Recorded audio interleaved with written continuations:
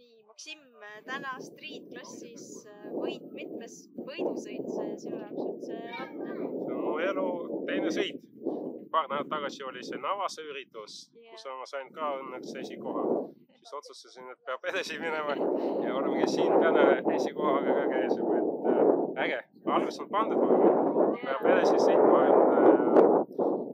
Talveks on suur plaan juba peas, et tsiklit natuke ümber ehitada, siis kuna siia enam ei lubada, peab kuhugi edasi, et see võib krossi minema. Päris põnev. Tõesti. Kaua sa sõidad juba rattaga? Ja loomulikult siis... No mingisugune 38 miinus 21, 17 aastat äkki. Aga viimased 3-4 aastat ma ei ole üldse sõitnud. See kevad nüüd ostsin selle uue BMW motoratta ja mõtlesin, et kuna tänaval on natuke ohtlik ja igav sõita, et tulen siia. Ja põhimõtteliselt 3. sõit motorattaga see aasta üldse rajal ja 2 karikat juba käes. Super, äge. Tood sõbrad ka rajale?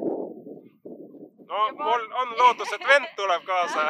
Vaatame, muidu sõbrad juba sõidavad, kes oskab. Et jah, tervitused kõigile ja aitäh Mann, et juhendas mind ja aitas kaasa ehitamises natukene ja nõu andmises. Aitäh sulle!